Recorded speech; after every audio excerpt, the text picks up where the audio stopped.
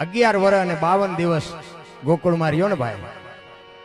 અને બીજી વાત એ કહું કે કૃષ્ણ પરમાત્મા નો જન્મ જેલમાં થયો અને વસુદેવ મહારાજને એમ થયું કંસની બીક હતી એ કે ગોકુળમાં મૂકી આવું, એટલે ગોકુળમાં મૂકવા માટે આવ્યા. તેથી બધા મોટી મોટી મેળીઓ વાળા જાકારો આપ્યો તો આય નહીં આય નહીં આય નહીં. એ તો અત્યારે બધા પુણ્યમાં ભરે છે. બાકી કાનાને તેથી બાપુ એક નંદ બાવા આહિરનો દીકરો કીધું કે હવે જે ઠાકર કરે ખરી, બાકી વી આવું. તેથી બાપુ આહિર સમાજના દીકરાએ એને આશરો આપ્યો હતો. અત્યારે પુણ્યમાં બધા મારા, જોકે બધાને આપણે ન કહેવાય, પણ અમુક અમુક મારા મિત્રો જાય છે ને, મેં કીધું આવું બન્યું હતું. મેં કહ્યું કૃષ્ણ ભગવાન જેથી મથુરાથી અહીંયા આવ્યા ત્યારે મેં કીધું કોઈ આવકાર નહોતો દીધો ને તમે પુણ્યમાં ભરો છો. તો મેં કીધું નહીં ખબર પડતી હોય કે તમે બેટા મારા મને આવકાર દીધો નથી, તમે શું આ મારે અહીંયા આટા મારો છો?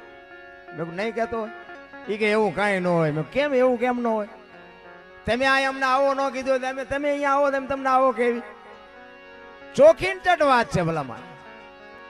ઈ કૃષ્ણ પરમાત્માને કંસની બીકથી નંદ બાવાને અહીંયા મૂકવા માટે ગોકુળ આવ્યા અને અહીંયા 11 વર્ષ 52 દિવસ કૃષ્ણ પરમાત્મા રોકાય છે.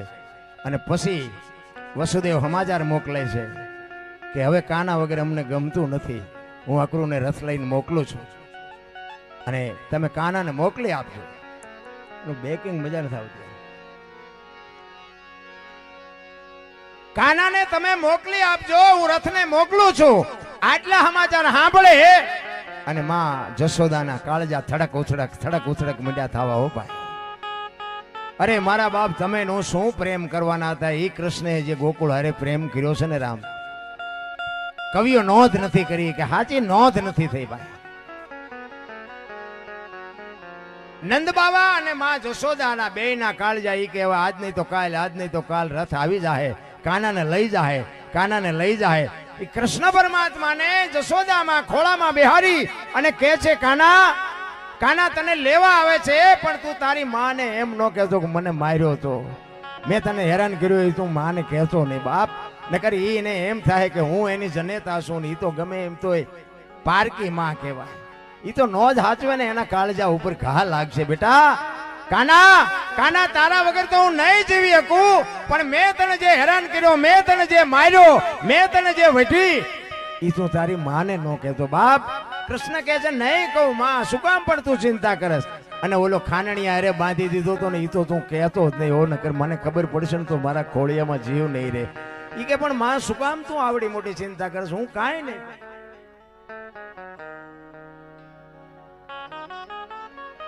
એટલે ઈ કે માં હું કાંઈ નહીં કહું. અને અક્રૂર બાપુ રથ લઈને આવ્યો. આખા ગામમાં ખબર પડી ગઈ કૃષ્ણ જાય છે, કૃષ્ણ જાય છે. બાપુ ગાયું, ગોવાળિયા, કૂતરા, બેનો, ગોપીઓ ગાંડી તૂર થઈ. હો ભાઈ, રાધાજી વિચાર કરે છે કે દુનિયા ગમે એ કરે, હવે મારે કાનાને મળવા એકવાર જાવું છે. એ ઝાંપે કાના નો રથ નીકળશે એટલે ઝાંપે જઈને ઊભી રહો. એ રાધાજી ત્યાં જઈને ઉભા રહ્યા અને ત્યાંથી રથ નીકળ્યો. એટલે બાપુ દ્રષ્ટિ બેની વાત કરી લે, મોઢેથી એકે બોલ્યા નથી, પણ રાધાજી બાપુ એટલું જ દ્રષ્ટિથી કહે છે કાના, કાના હવે હું ક્યાં જાઉં? અને કૃષ્ણ પરમાત્માની આંખમાંથી આહુડા પડી ગયા. ભાઈ, અને એ એમ કહે છે કે રાધા, રાધા આખી દુનિયામાં મારું જ્યાં ભજન થાય ને ત્યાં પહેલા તારું નામ લેવા છે. આજની દુનિયામાં બાપુ તો રાધે કૃષ્ણ કહે છે આખી દુનિયા. મીરાએ એટલો પ્રેમ કર્યો, મીરાને કૃષ્ણ કોઈ કહેતું નથી. રૂક્ષ્મણી એમના અડધું અંગ હોવા છતાં રૂક્ષ્મણી કૃષ્ણ કોઈ કહેતું નથી, પણ આખી દુનિયા કહે છે રાધે કૃષ્ણ, રાધે કૃષ્ણ. અને ત્યાંથી રથ લઈને નીકળી જાય અને ઘરે આવે. ઘરે આવ્યા પછી એને કૃષ્ણ પરમાત્માને બાપુ મથુરામાં ક્યાંય ગોઠતું નથી. અને એક દિવસના સમયે એને એમ થયું કે હવે મારી આ વેદના હું કોને કહું? કારણ કે ગોકુળ એને રાતને દી હક નથી લેવા દેતું. એટલા આ ભોળોનાથ છે ને એ એક અવસ્થા છે. રામ પરમાત્મા છે ને એ જુવાની છે અને કૃષ્ણ પરમાત્મા છે એ બાળપણ છે. બાળપણમાં ઠેકડા ભરી લેવાય, પછી લગામ રખાય. 10-12 વર્ષનો છોકરો હોય ને વંડીએ ચડે, નિહીણીએ ચડે ને પડે ને હાથ પગ ભાંગે ને તોય સારો લાગે. 60 વર્ષનો ડોવો ફળી આમ ઠેકડા મારતો હોય કેવો લાગે? એમ ઉંમર પ્રમાણે હલાય, સમય પ્રમાણે હલાય. અત્યારે અમારું દુનિયા લોહી પીવે છે. તું દરબાર હોય તારા ઘરનો ને ફલાણો ને ઢોકળું. મેં કીધું ભલામણા થોડોક વહેલો ભેગો થયો હોત તો. અત્યારે દુનિયા જે અમારી માથે વિતાડે છે અમારો આત્મો જાણે છે. નકર મેં કીધું આ ઝઘડા કરવાના ટ્યુશન અમારે અહીંયા રાખવા પડે. તમે શું ઝઘડા કરતા હતા? પણ જ્યાં તમારે અને માર્ગે ચડવું હોય, હારા માર્ગે ચડવું હોય, આ જગત તમને ન કરવા દે. એટલા માટે મહાપુરુષો એટલે કે છે, સવારામ બાબા બોલ્યા કે ભજનના ભરોસે રેજે અંતે ઇનર હોપ છે અમર બીજક જેને હાથ લાગ્યું એને કાળ કેમ લોભશે. ઇતિહાસ ખોલી દો. ઇતિહાસ છે ને તમને ને મને આપ્યા છે ને એક માર્ગ બતાવ્યો છે. આ માર્ગે હાલો. પછી હાલવું ન હાલવું આપણી મોજ. તમારા મને ભાઈએ કીધું આહિર સમાજ ને કોળી સમાજનું ગામ. ખરેખર આહિર સમાજ છે ને ભાઈ, એનો તો અમે ઋણી છે. અમારા ક્ષત્રિય સમાજ છે ને ભાઈ, એ આહિરનો ઋણી છે. અમે ગમે એટલું એનું રાખીએ ને ભાઈ, આહિર સમાજના દેણામાંથી અમે છૂટી શકીએ એવું નથી. કારણ કે બાપુ ઇતિહાસ સાક્ષી પૂરે છે.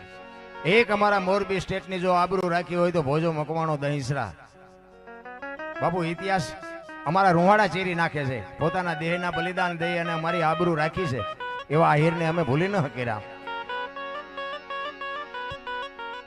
જુનાગઢની આબરૂ રાખી બાપુ દેવાયત બોદલ એક પોતાના દીકરાને જો હોમી દેવા બાપુ, એને હું અરે મોગલ રાજ કરત કે દરબાર રાજ કરત, એને હું ફેર પડવાનો હતો?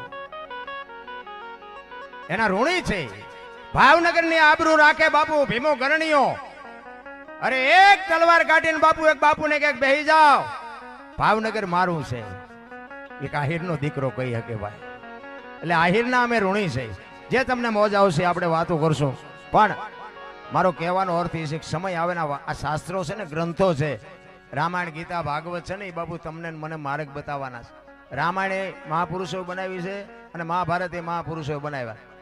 તમે જુઓ આખી દુનિયામાં રામાયણ વંચાતી હશે, ભાગવત વંચાતું હશે, દેવી ભાગવત વંચાતું હશે, શિવ પુરાણ વંચાતું હોય, રામદેવ કથા વંચાતી હોય, મહાભારત વંચાય છે તો મહાભારત ઘરો ઘર ઘરી નથી ગયું. તમારે ત્યાં ગમે એવું હોય, અમારે ત્યાં આગળ કઈ હમું જ નથી જાય.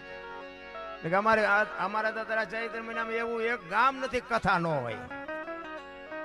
અને બધા બાપુ આવે. બાપુ એમ કે મને હમણાં બે બાપુ મળ્યા, મને કે તમારા ગામમાં કથા કરી. મેં ભાઈ અમારું ગામમાં મારે કથા ન હાલે, અમારું ગામ કથામાં સમજે નહીં. એ કે પણ મારે કાંઈ જોતું જ નથી. પણ મેં જોતું ન હોય તો પછી ઘરે વાંચો ને. તમારે કાંઈ જોતું જ નથી તો અમારા ગામમાં હું કામ લોહી પીવું જોઈએ? તમારે પછી અમારી જાણીયું કાઢવાની. તમારે કાંઈ જોતું જ નથી તો પછી શું લેવા અહીંયા? અમારા ગામમાં હું લોહી પીવું હોય? તમારે માંડવા જોતા હોય તમે થોડાક મોકલાઈ દઈશું નાખીને તમે વાંચો ઘરે. તમારે ભગવાનને જો સાંભળાવી હોય. પણ આ બધું કહેવાનું કંઈક છે, લેવાનું કંઈક જુદું છે. બધા ઊંધા કાન પકડાવે છે.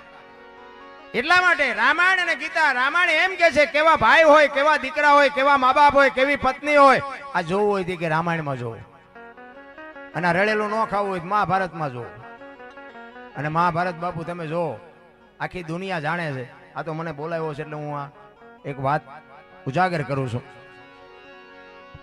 હસ્તિનાપુરની ગાદી, અખિલ બ્રહ્માંડનો માલિક કૃષ્ણ પરમાત્મા દુર્યોધનને એક જ વાત કરી કે હસ્તિનાપુરની ગાદી તમે લઈ લ્યો, પણ આ 5 ભાઈ છે, 5 ગામ તો આપો, આમને શું ખાવું? તેથી દુર્યોધન કહે છે હોના નાકાની અણી જેટલું દેવું નથી. તો કે બાજવું પડશે, કે બાજવું છે પણ દેવું નથી. અને આ બધા બાજ્યા ધંધે લાગ્યા ને એ શું કાઢ્યું લ્યો આખી દુનિયા જાણે છે. ભલે કૃષ્ણ પરમાત્મા હતા જેનો વિજય થયો, હસ્તિનાપુરની ગાદી મેળવી, પણ એ ગાદીનો અવાજ કેવો લાગ્યો? જરાસંઘ ને ભીમ ને કર્ણ બાપુ આ એક ભુજામાં 10 હાથીના કે બળ હતા. હાસું હોય ખોટું હોય મારો રામ જાણે, પણ આવું કહે છે કે 10 હાથીનું બળ હતું તો બાપુ ઉપયોગ શેમાં કર્યો? ભાઈઓને મારવાનો. એટલા માટે મારી તો હું તો ગમે ત્યાં પ્રોગ્રામમાં જાઉં ને, મારી ભલામણ એક જ હોય છે કે એક તો મા બાપની સેવા કરો, વ્યસનથી થોડાક આઘાર્યો અને કુટુંબની એકતા રાખો. બસ આ મારી 2-3 વાતો. બાકી મંદિર ને ધર્મ ને પુણ્ય ને જાત રહ્યું ને એ તો બધું કરવું હોય કરજો, ન કરો તો કાંઈ નહીં. માના ને બાપના બાપુ કાળજા ઠારજો. જિંદગીમાં જો કાંટો વાગે તો તમારો ગુલામ થજો. માના ને બાપને હાચવી લેજો. એના જેવા કોઈ ભગવાન ને કોઈ માતાજી ને પિતાજી ને ગુરુજી ને આન ફલાણું ઢોકળું કાંઈ છે નહીં. માં ને બાપ ને જ બાપુ તમારે એક સારો રોટલો કરીને ખવડાવવાનો છે, કાંઈ કરવાનું નથી. અને એમાંથી ચૂકી ગયા તો બાપુ આ દુનિયામાં કોઈ દી તમારી ગાડી ક્યાંય પાટે હાલે નહીં. 40 લાખની ગાડીઓ લઈને નીકળે, વાયલી સીટમાં જોવો કૂતરો બેઠો હોય, બોલો લબરક થતો હોય. હવે આમાં માને બાપાને બેહાર્યા હોય તો અરે અમને સારું જોડું નથી જડ્યું, અમારો દીકરો કેવી ગાડીમાં ફેર્યો. બાપુ જિંદગીમાં તાવ ન આવે, તાવ. પણ આ ગમતું જ નથી. આપણા ગઢા અભણ હતા, ખાવા પૂરું અનાજ નહોતું, રહેવા હારા મકાન નહોતા, પણ કોઈને મા બાપ વધારે ન પડ્યા ભાઈ. અત્યારે આ ભણતર ને આધુનિકતા આટલી બધી આવી અને મા બાપને તમે જોવો ને તો એક આશ્રમમાં આપણને એમ થાય અરે તમારી ભલી થાય તમારી. પછી કે હું નડતું હશે, જાઓ ભૂવા ભાઈ જોઈ દઈશ દાણા. તમે શું કર્યા એ તમને ન ખબર હોય?